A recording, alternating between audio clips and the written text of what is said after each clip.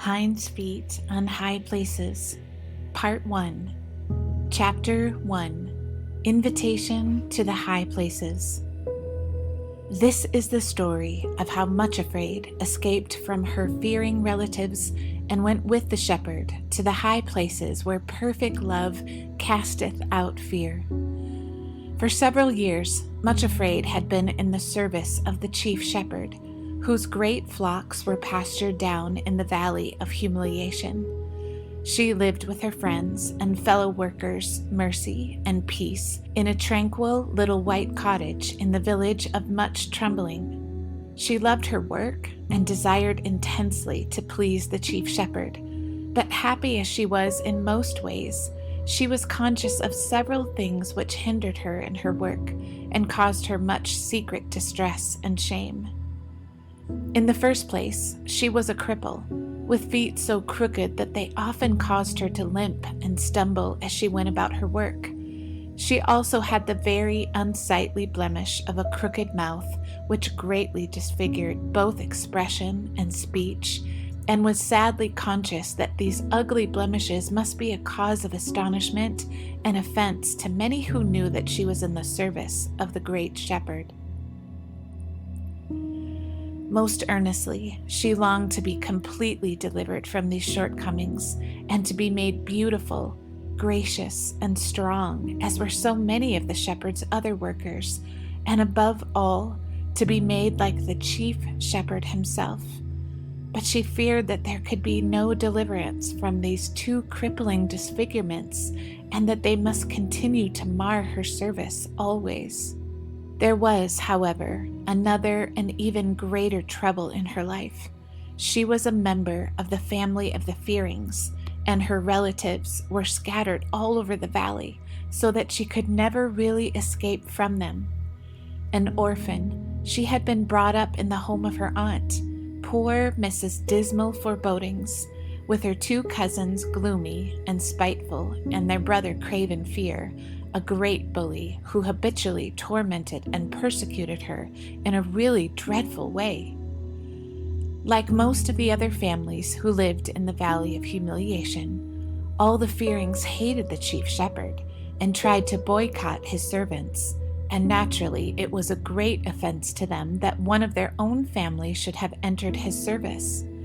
Consequently, they did all they could, both by threats and persuasions, to get her out of his employment, and one dreadful day they laid before her the family dictum that she must immediately marry her cousin, Craven Fear, and settle down respectably among her own people.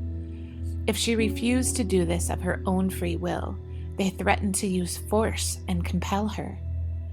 Poor Muchafraid was, of course, overwhelmed with horror at the mere idea, but her relatives always terrified her, and she had never learned to resist or ignore their threats, so she simply sat cowering before them, repeating again and again that nothing would induce her to marry Craven Fear, but she was quite unable to escape from their presence. The unhappy interview therefore lasted a long time, and when finally they did leave her for a while, it was already early evening. With a surge of relief, Muchafraid remembered that the chief shepherd would then be leading his flocks to their accustomed watering place beside a lovely cascade and pool on the outskirts of the village. To this place she was in the habit of going very early every morning to meet him and learn his wishes and commands for the day, and again in the evenings to give her report on the day's work. It was now time to meet him there, beside the pool, and she felt sure he would help her and not permit her relatives to kidnap her and force her to leave his service for the dreadful slavery of marriage with Craven Fear. Still shaking with fear, and without pausing to wash the tears from her face, Muchafraid shut the door of the cottage and started off for the cascade and the pool. The quiet evening light was filling the Valley of Humiliation with a golden glow as she left the village and started across the fields. Beyond the river, the mountains which bounded the eastern side of the valley like towering ramparts were already tinged with pink, and their deep gorges were filled with lovely and mysterious shadows. Through the quiet and peace of this tranquil evening, poor, terrified Muchafraid came to the pool where the shepherd was waiting for her, and told him of her dreadful plight. "What shall I do?" she cried as she ended the recital. "How can I escape? They can't really force me to marry my cousin Craven, can they?" "Oh," cried she, overwhelmed again at the very thought of such a prospect. "It is dreadful enough to be Muchafraid, but to think of having to be Mrs. Craven Fear for the rest of my life, and never able to escape from the torment of it, is more than I can bear." "Don't be afraid," said the shepherd gently. "You are in my service, and if you will trust me, they will not be able to force you against your will into any family alliance. But you ought never to have let your fearing relatives into your cottage, because they are enemies of the king, who has taken you into his employment." "I know, oh, I know," cried Muchafraid, "but whenever I meet any of my relatives, I seem to lose all my strength and simply cannot resist them, no matter how I strive. As long as I live in the valley, I cannot escape meeting them. They are everywhere, and now that they are determined to get me into their power again, I shall never dare venture outside my cottage alone for fear of being kidnapped." As she spoke, she lifted her eyes and looked across the valley and the river to the lovely sunset-lighted peaks of the mountains, then cried out in desperate longing, "Oh, if only I could escape from this valley of humiliation altogether and go to the high places, completely out of reach of all the Fearings and my other relatives." No sooner were these words uttered when, to her complete astonishment, the shepherd answered, "I have waited a long time to hear you make that suggestion, Muchafraid. It would indeed be best for you to leave the valley for the high places, and I will very willingly take you there myself. The lower slopes of those mountains on the other side of the river are the borderland of my father's kingdom, the realm of love. No fears of any kind are able to live there, because perfect love casteth out fear, and everything that torments." Muchafraid stared at him in amazement. "Go to the high places?" she exclaimed, "and live there? Oh, if only I could! For months past, the longing has never left me. I think of it day and night, but it is not possible. I could never get there. I am too lame." She looked down at her malformed feet as she spoke, and her eyes again filled with tears and despair and self-pity. "These mountains are so steep and dangerous. I have been told that only the hinds and the deer can move on them safely." "It is quite true that the way up to the high places is both difficult and dangerous," said the shepherd. "It has to be, so that nothing which is an enemy of love can make the ascent and invade the kingdom. Nothing blemished or in any way imperfect is allowed there, and the inhabitants of the high places do need hinds' feet. I have them myself," he added with a smile, "and like a young hart or a roebuck, I can go leaping on the mountains and skipping on the hills with the greatest ease and pleasure. But Muchafraid, I can make yours like hinds' feet also, and set you upon the high places. You could serve me then much more fully, and be out of reach of all your enemies. I am delighted to hear that you have been longing to go there, for as I said before, I have been waiting for you to make that suggestion. Then," he added with another smile, "you would never have to meet Craven Fear again." Muchafraid stared at him in bewilderment. "Make my feet like hinds' feet?" she repeated. "How is that possible? And what would the inhabitants of the kingdom of love say to the presence of a wretched little cripple with an ugly face and a twisted mouth, if nothing blemished and imperfect may dwell there?" "It is true," said the shepherd, "that you would have to be changed before you could live on the high places. But if you are willing to go with me, I promise to help you develop hinds feet.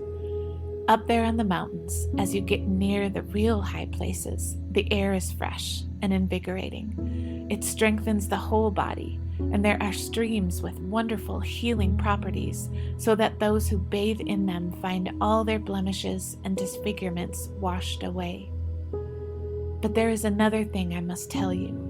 Not only would I have to make your feet like hinds feet, but you would have to receive another name. For it would be impossible for a muchafraid to enter the kingdom of love, as for any other member of the fearing family. Are you willing to be changed completely, muchafraid, and to be made like the new name which you will receive if you become a citizen in the kingdom of love? She nodded her head, and then said very earnestly, "Yes, I am." Again he smiled, but added gravely, "There is still one thing more, the most important of all. No one is allowed to dwell in the kingdom of love unless they have the flower of love already blooming in their hearts. Has love been planted in your heart, muchafraid?" As the shepherd said this, he looked at her very steadily, and she realized that his eyes were searching into the very depths of her heart, and knew that all that was there far better than she did herself. She did not answer for a long time, because she was not sure what to say, but she looked rather flinchingly into the eyes which were gazing at her so penetratingly, and became aware that they had the power of reflecting what they looked upon. She could thus really see her own heart as he saw it, so after a long pause she answered, "I think that what is growing there is a great longing to experience the joy of natural human love, and to learn to love supremely one person who will love me in return. But perhaps that desire, natural and right as it seems, is not the love of which you are speaking." She paused, and then added honestly, and almost trembling, "I see the longing to be loved and admired growing in my heart, shepherd, but I don't think I see the kind of love that you are talking about, at least nothing like the love which I see in you." "Then will you let me plant the seed of true love there now?" asked the shepherd. "It will take you some time to develop hinds feet and to climb to the high places, and if I put the seed in your heart now, it will be ready to bloom by the time you get there." Muchafraid shrank back. "I am afraid," she said. "I have been told that if you really love someone, you give that loved one the power to hurt and pain you in a way nothing else can." "That is true," agreed the shepherd.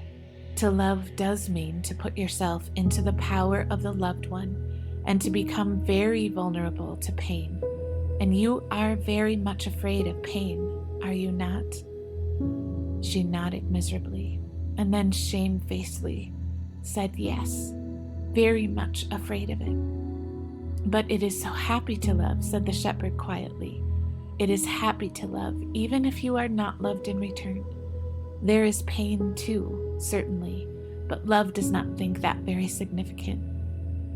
Muchafraid thought suddenly that he had the most patient eyes she had ever seen. At the same time, there was something in them that hurt her to the heart, though she could not have said why. But she still shrank back in fear and said, bringing the words out very quickly because somehow she was ashamed to say them, "I would never dare to love unless I was sure of being loved in return. If I let you plant the seed of love in my heart, will you give me the promise that I shall be loved in return? I couldn't bear it otherwise." The smile he turned on her then was the gentlest and kindest she had ever seen.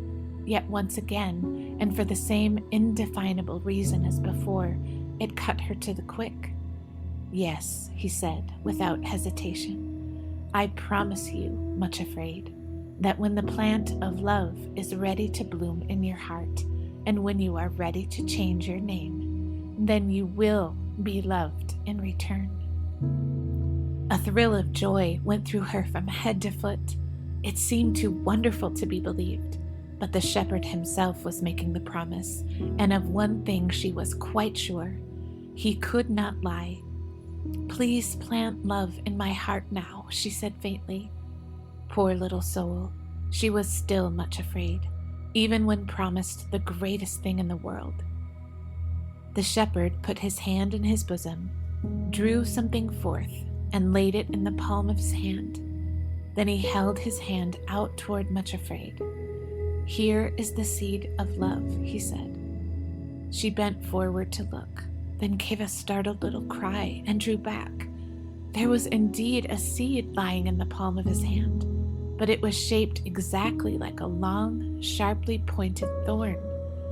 Muchafraid had often noticed that the shepherd's hands were scarred and wounded, but now she saw that the scar in the palm of his hand held out to her was the exact shape and size of the seed of love lying beside it. "The seed looks very sharp," she said shrinkingly. "Won't it hurt if you put it in my heart?" He answered gently, "It is so sharp that it slips in very quickly. But Muchafraid, I have already warned you that love and pain go together, for a time at least. If you would know love, then you must know pain too."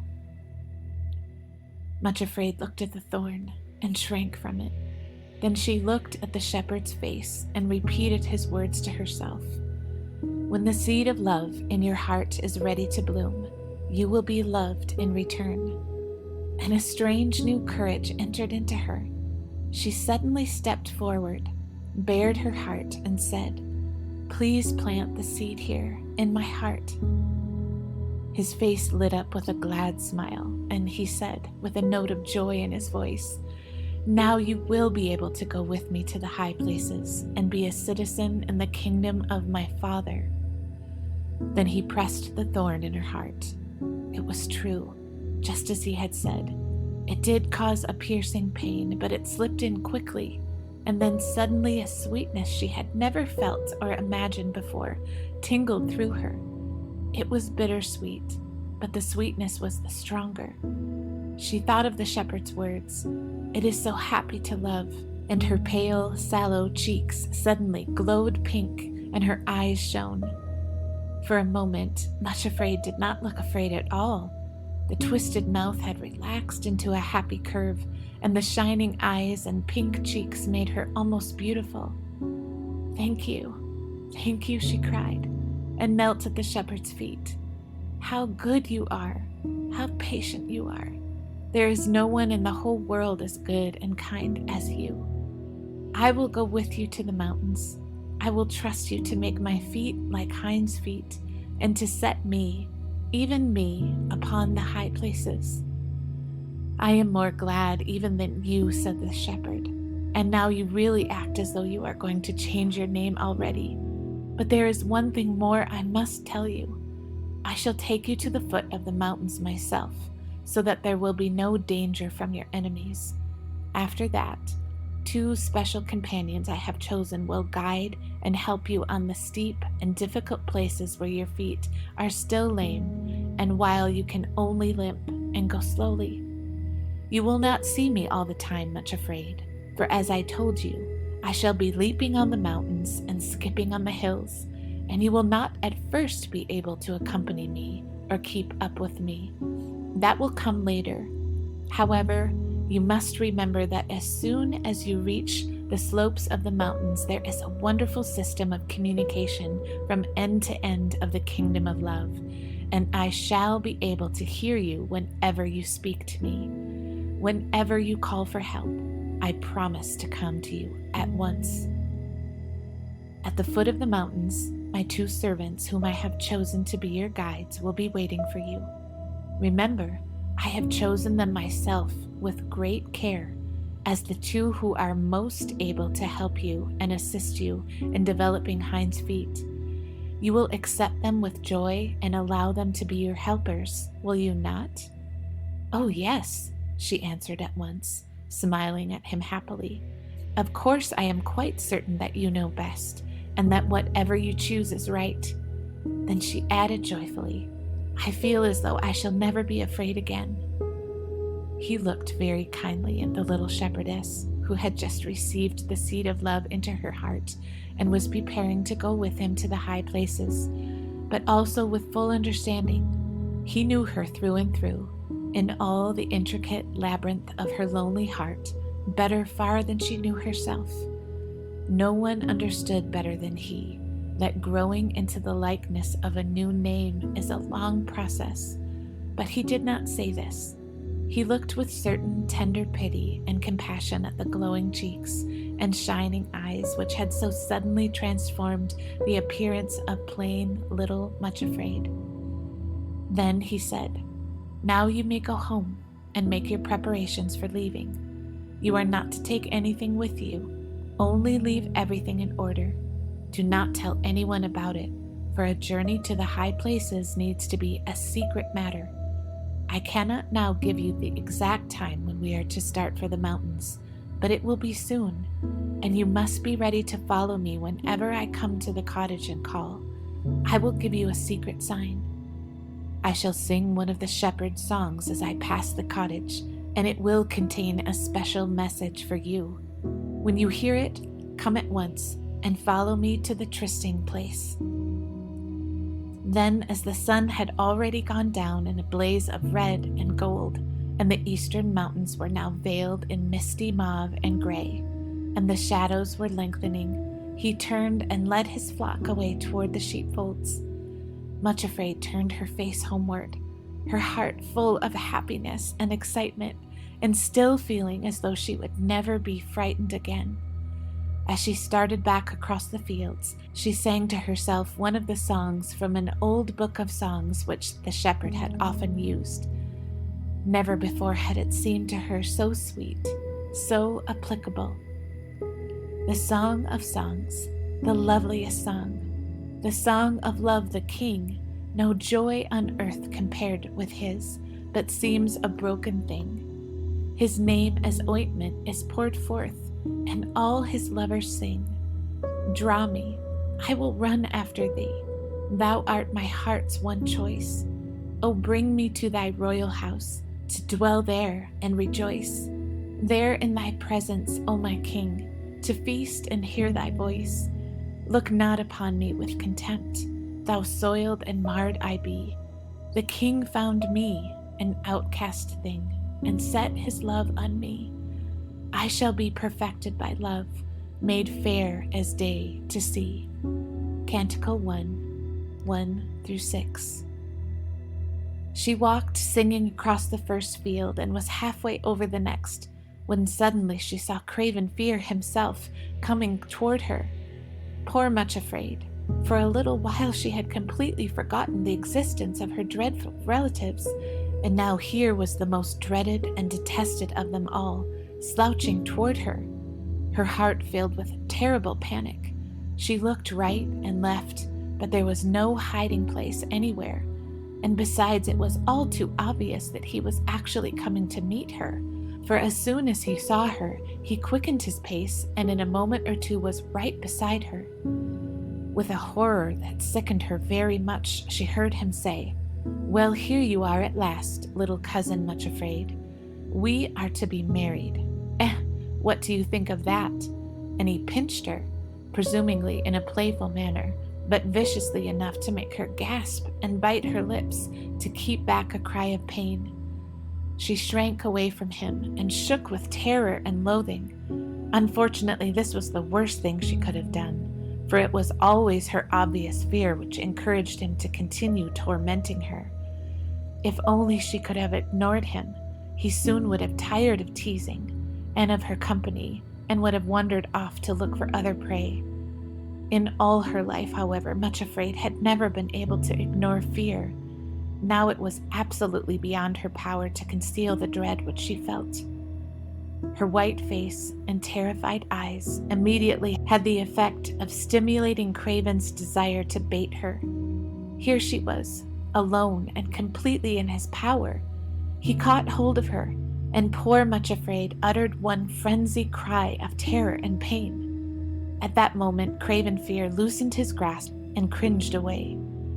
The shepherd had approached them, unperceived, and was standing beside them. One look at his stern face and flashing eyes, and the stout shepherd's cudgel grasped in his strong, uplifted hand was more than enough for the bully. Craven Fear slunk away like a whipped cur, actually running from the village instead of toward it, not knowing where he was going, urged by one instinct alone, to find a place of safety. Muchafraid burst into tears. Of course she ought to have known that Craven was a coward, and that if only she had lifted her voice and called for the shepherd, he would have fled at once. Now, her dress was torn and disordered, and her arms bruised by the bully's grip, yet that was the least part of her distress. She was overwhelmed with shame that she had so quickly acted like her old name and nature, when she had hoped was beginning to be changed already.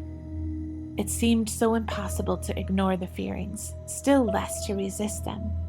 She did not dare look at the shepherd, but had she done so, she would have seen with compassion he was regarding her. She did not realize that the Prince of Love is of very tender compassions to them that are afraid. She supposed that, like everybody else, he was despising her for her silly fears, so she muttered ashamed, "Thank you." Then, still without looking at him, she limped painfully toward the village, weeping bitterly as she went, and saying over and over again to herself, "What is the use of even thinking of going to the high places? I could never reach them, for the least little thing is enough to turn me back." However, when at last she reached the security of the cottage, she began to feel better, and by the time she had drunk a cup of tea and taken her evening meal, she had recovered so far that she was able to remind herself of all that had happened there beside the cascade and the pool. Suddenly, she remembered with a thrill of wonder and delight that the seed of love had been planted in her heart. As she thought of it, the same almost intolerable sweetness stole over her, the bittersweet, indefinable, but wholly delightful ecstasy of a new happiness. "It is happy to love," said little Muchafraid to herself, and then she repeated, "It is happy to love," after putting the cottage in order for the night, because she was utterly tired out with all the conflicting emotions of that strange day. She went to bed. Lying there before falling asleep, she sang over and over again to herself another of the lovely songs from the old songbook. "O thou whom my soul loveth, tell me where thou dost feed, and where thy flocks at noonday to rest and browse dost lead. For why should I by others be, and not by thee? O fairest among women, dost thou indeed not know? Then lead my little flock, let thy way that my flocks go, and be to me as I to thee, sweet company." Canticle 1, 7 and 8. Then she fell into a heavy, dreamless sleep.